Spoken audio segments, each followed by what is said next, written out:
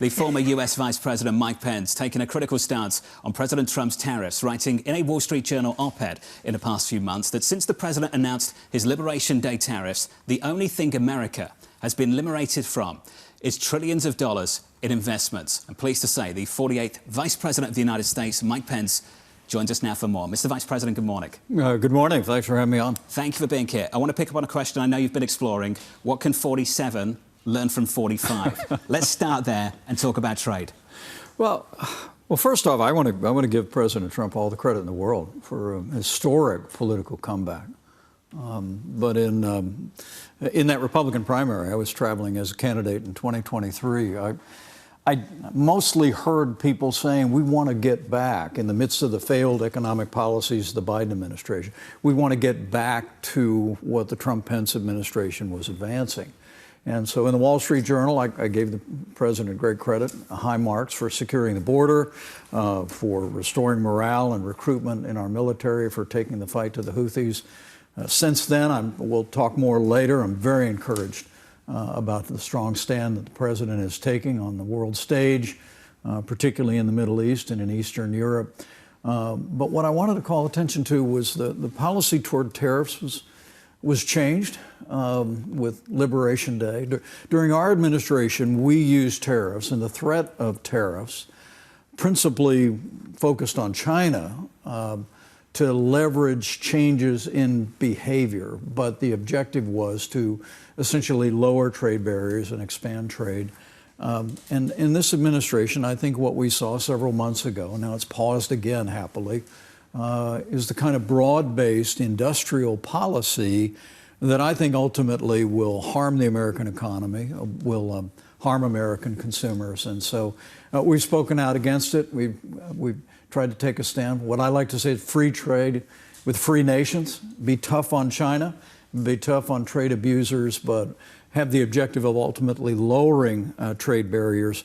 And that's how America wins and prospers. That's how we won during our first term. You've identified that change. What's your understanding of what's behind it? What's led that change? Well, I think that what's changed is that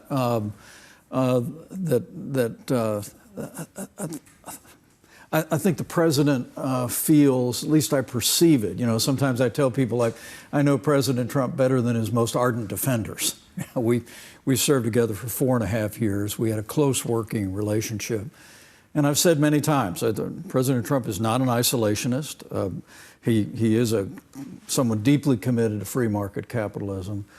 But for all of his career, he has been very sympathetic to protectionist thinking and philosophy. You can go back 30 years on YouTube and find Donald Trump saying the same things that President Trump is saying today. Now, he and I had many vigorous conversations during our 4 years about trade. I come from one of the leading exporting states in the country. What we make, we grow in Indiana, we sell to the world.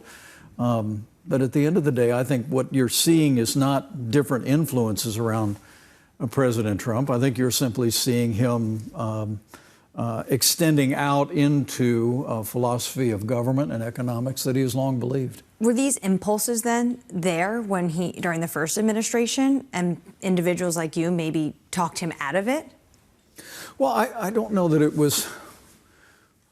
I mean, there were a few times that I saw him change his mind on things, but I think it was more about priorities in the first term, to make sure that we passed the tax cuts, rolled back regulation, unleashed American energy. And we changed the national consensus on China, China with its years of trade abuses. And I played a leading role in articulating that in the early going. And I'm incredibly proud of that record and glad that at least the Biden administration didn't change the tariff policy toward China. But for me, it was more about driving toward free trade agreements. I had the privilege of announcing the beginning of a free trade agreement with UK in the city of London.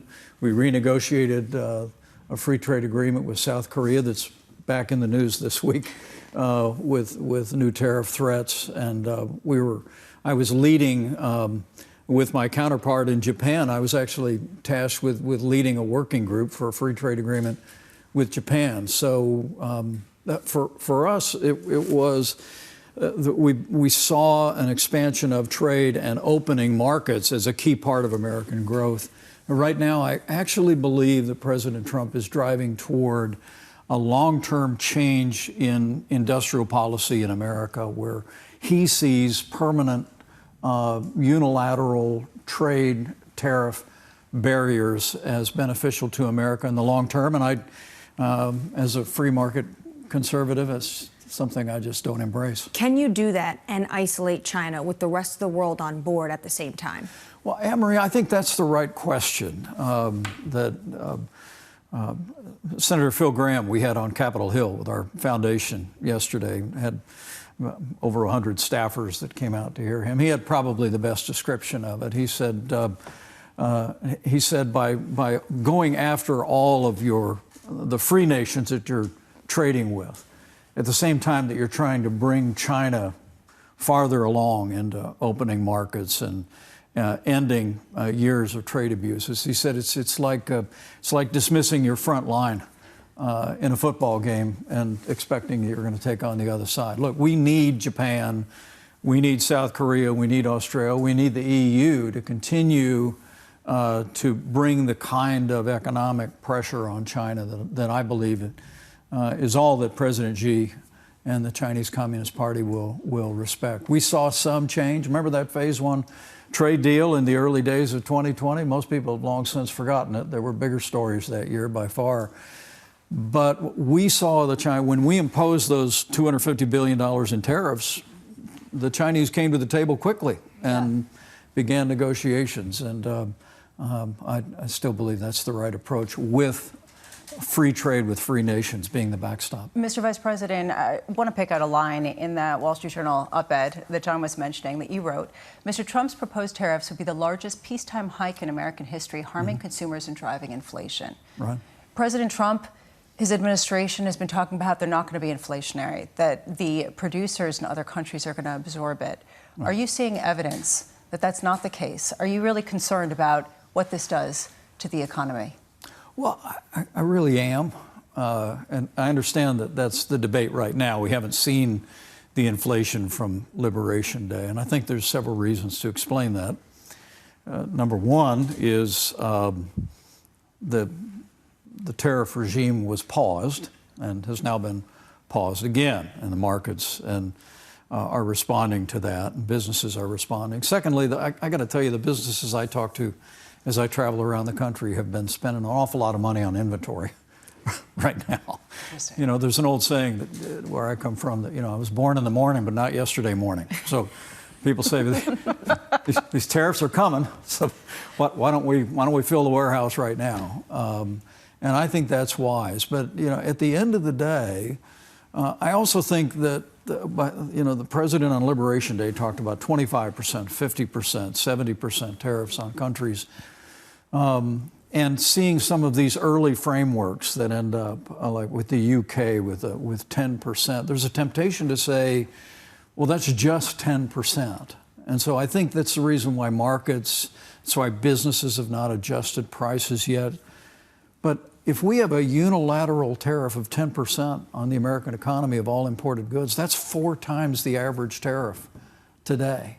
And the reality is that I watch, I spent a lot of time in that cabinet room. I watched a little bit of the cabinet meeting this week, and I saw Secretary Bessent speaking very glowingly about the projection is $300 billion in tariff revenue this year. Well, tariffs are a tax, and American importers and businesses and ultimately consumers pay almost all of that. And so literally a week after we managed to extend the Trump-Pence tax cuts and prevent a $2,000 tax increase on working families, the administration is right now boasting of the fact that that the average American household is going to see about $3,000 increase in the cost of goods. because we're paying that. So that's why I referred to Liberation Day. I said could well be the largest peacetime tax hike in American history. We've been pushing back on that. I welcome the pauses, but I really do believe the antidote here is free trade with free nations. Tough on China, but continue to drive toward lowering trade barriers and non-tariff subsidies. You referred to the inflation risk. The White House would also like this Federal Reserve to cut interest rates. You've been in the room a few times, I'm sure, talking about this Federal Reserve. How did the president end up with a Fed chair that he dislikes so much? How did that happen? Well, yeah, I've been watching a lot of what the president's had to say about Jay Powell lately, and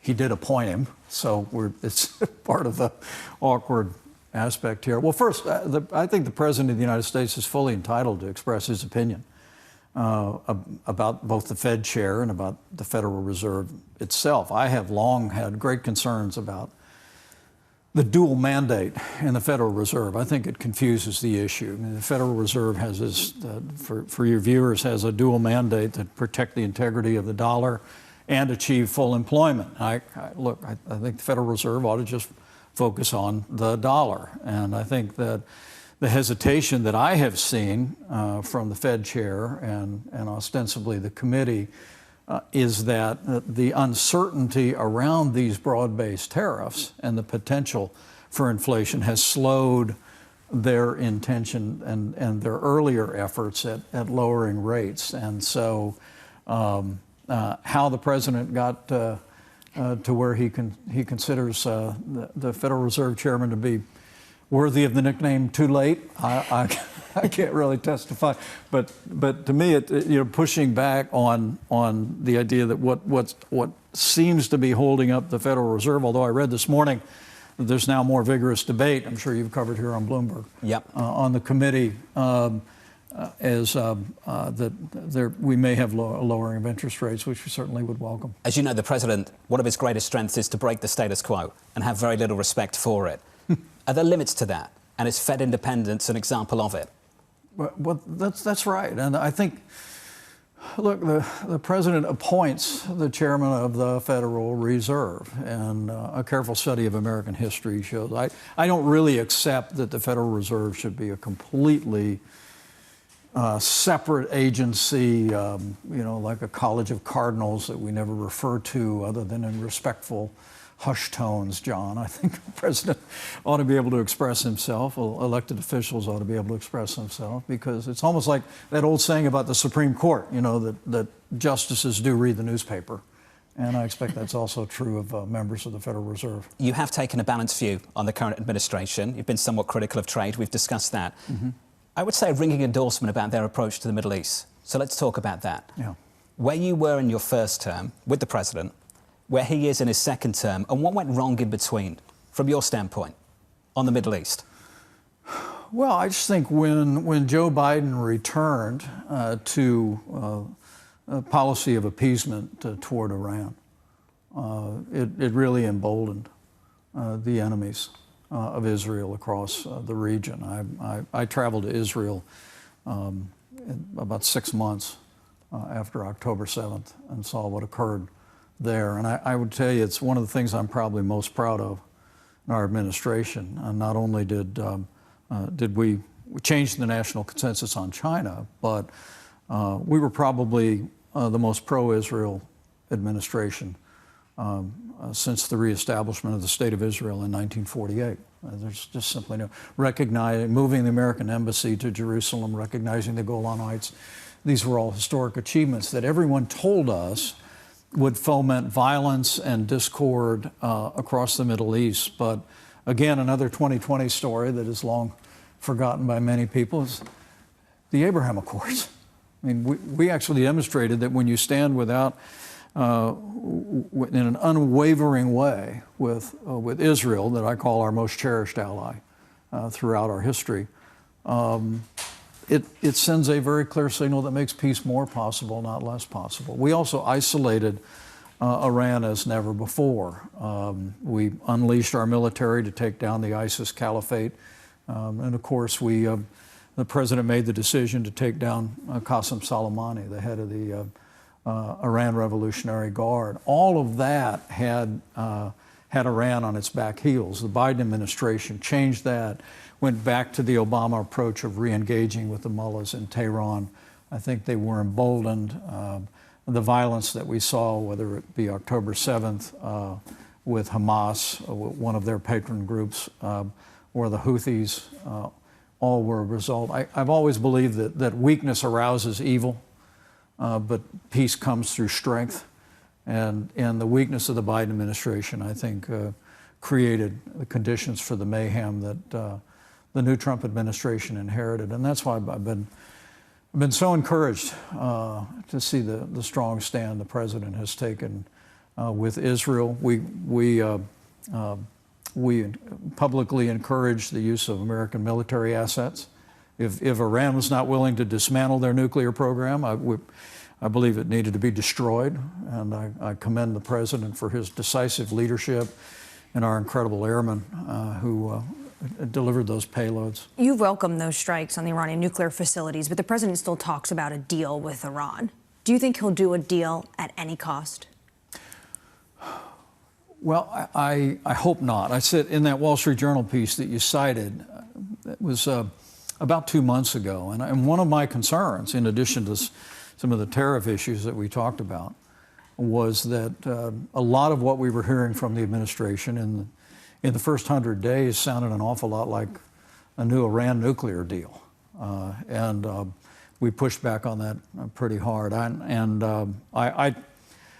My hope is that the president, having seen both the run-up to the need for American action and also the response by the mullahs in Tehran, he'll keep his hand on the holster and look ultimately for achieving the objective that has been the stated U.S. policy through multiple administrations, that Iran can never be allowed to obtain a nuclear weapon or have a nuclear program of any kind. When it comes to foreign policy, you've been very critical and hawkish on Russia. In the debate, when you were running with President Trump in the first term, you called Putin a small and bullying dictator. Why do you think Trump has only just started changing his tune when it comes to Vladimir Putin? Well, I've never had any illusions about Vladimir Putin. No, but President Trump has. Well, that remains to be seen. I would tell you that, I was on the Foreign Affairs Committee when I was in the Congress. Been a student of Vladimir Putin. He's never made a secret of his ambitions in Eastern Europe. It's something he's spoken about, written about. His aim has always been to reestablish the old Soviet sphere of influence in Eastern Europe. And I really do believe it was our administration in the Trump-Pence years that were the first to literally provide lethal aid to Ukraine. I think that's what discouraged Putin from crossing that border during those 4 years. I think it continues to be the only pathway toward peace today. But forgive me, Mr. Vice President, to go back to Anne-Marie's question, what's changed? Because right now we've seen a president who's warned against Russia crossing certain red lines that Russia's crossed, and then the sanctions haven't come. Right. What do you think is going on? Well, I'm hopeful that they will.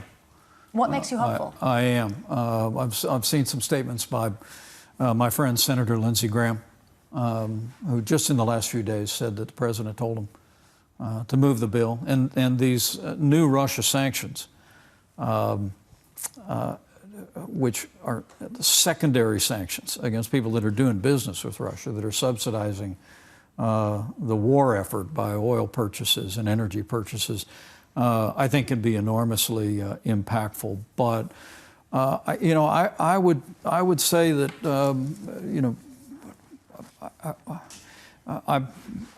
I've made it very clear that my deep conviction is Vladimir Putin doesn't want peace. Vladimir Putin wants Ukraine. Despite the stops and starts that gave many of us concern, including that famous Oval Office meeting between the president and President Zelensky, who I came to know well, I sense that my old running mate is coming around to recognizing Putin's real intentions here. I mean, when I think that the clear irritation in the president's voice of having a conversation, and then to see some of the worst drone attacks launched in Kiev within a matter of hours is, I think, having its effect. But look, I just think that I was pleased that the president countermanded what had been a pause of aid to Ukraine last week, which I think was unfortunate wherever it originated. But I commend the president for reversing that decision. And my hope is when the Senate reconvenes that Senator Thune will put the Graham bill on the floor and put it on the president's desk. I think it's time. And it's my judgment. I've met Vladimir Putin. I've stood with him closer than I'm sitting next to you. I've told him things he didn't want to hear, and I think he is. I think he is not a man who understands anything other than strength.